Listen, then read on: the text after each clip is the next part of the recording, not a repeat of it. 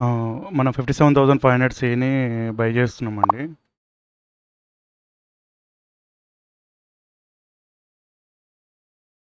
పొజిషన్‌లోకి వెళ్ళి చూపిస్తా. 385కి మన ట్రేడ్ ఎగ్జిక్యూట్ అయింది. రీజన్ మీకు ఆఫ్టర్ ఐ విల్ ఎక్స్‌ప్లెయిన్ అండి క్లియర్‌లీ.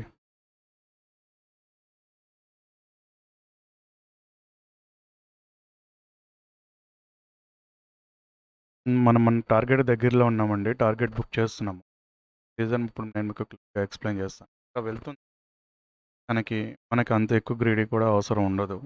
ఎందుకంటే ఇది చాలా ప్రాబ్లమ్ అవుతది. ఎందుకంటే ప్రీమియం డికే అయిందని ఒక్కసారి రిటర్న్ అయిందంటే గనక ప్రీమియం డికే బాగా డికే అయిపోతుంది. సో, అందుకని మనం ప్రాఫిట్ బుక్ చేయడం is the better. Okay. 19,200 book చేశాను. ఇక్కడ చూడండి మీకు ఆర్డర్ బుక్‌లో తెలుస్తది. ఇక్కడ 385కి తీసుకున్నాను. ఇంకా హై వెళ్తున్నా ఇంకా అక్కడి నుంచి కిందకొచ్చే ఛాన్స్ ఉంటది. ఎందుకంటే మనకొచ్చిన మొమెంటమ్ అనేది చాలా స్పీడ్‌గా వచ్చేసింది. సో, అది లాస్ 7, 8, 9,000 వరకు కూడా కిందకి వెళ్ళింది. ఇప్పుడు మీకు నేను ప్రీమియం చార్ట్‌లో క్లియర్‌గా ఎక్స్‌ప్లెయిన్ చేస్తాను. ఆహ్, ఒక్క నిమిషం. Bank Nifty chart.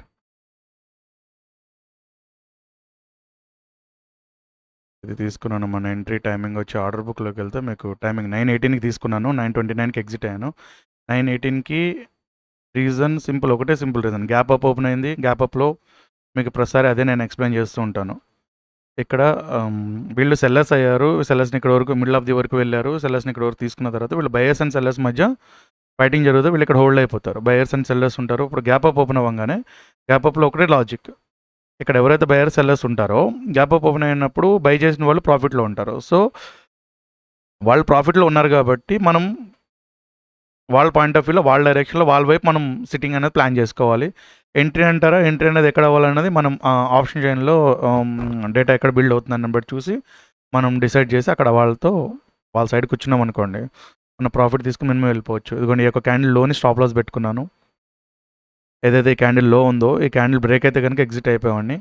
ఏదైతే దీనికి నియర్ బై రీచ్ అవ్వంగానే ఇది బ్రేక్అవుట్ అయ్యే వరకు వెయిట్ చేయొచ్చు. కానీ 9:25 నుంచి 26, 27, 28 ఈ 3 క్యాండిల్స్‌లో మనకు మొమెంటమ్ వచ్చేసింది. మీకు ఎప్పుడు అదే చెప్తాను. ఆప్షన్ బయింగ్‌లో నేను చేసే ఫాలో అయ్యే స్ట్రాటజీ ఒకటే.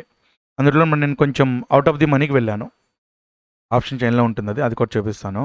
ఔట్ ఆఫ్ ది మనీలో తీసుకోవడం వల్ల మనకు కొంచెం పాయింట్స్ అనేది స్టాప్ లాస్‌కి దగ్గరలో వెళ్ళకోకుండా ఉంటుంది. సో, 500 సేమ్ తీసుకున్నాను.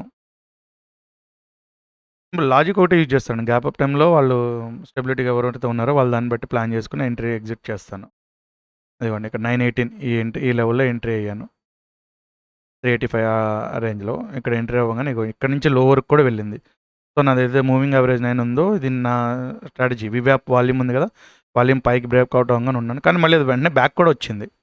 సో, ఇదొక మూవింగ్ యావరేజ్. నా స్టాప్ లాస్ ఏంటంటే ఈ క్యాండిల్ యొక్క లో పెట్టుకున్నాను. సో, దాన్ని బట్టి నేను ఈ ట్రేడ్‌లో ఎంట్రీ అయ్యానండి. ఆల్మోస్ట్ నాకు 15,000 నా ప్రాఫిట్ కాబట్టి ఎక్కువే ఇచ్చింది. ఇంకా 4,000 రీచ్. నేను లాస్ట్ ఈరోజు కవర్ అయింది. ఓకే. నిన్నటి లాస్‌ని మన మైండ్‌లో పెట్టుకోకూడదు. ట్రేడ్ ఎంటర్ అవ్వడానికి నా సింపుల్ లాజిక్ మీకు చెప్పాను అంతే. గ్యాప్ అప్ ఓపెన్ అయింది. బయర్స్ అండ్ సెల్లర్స్ ఉంటారు. పైకి వెళ్ళంగానే బయర్స్ ప్రాఫిట్‌లో ఉంటారు.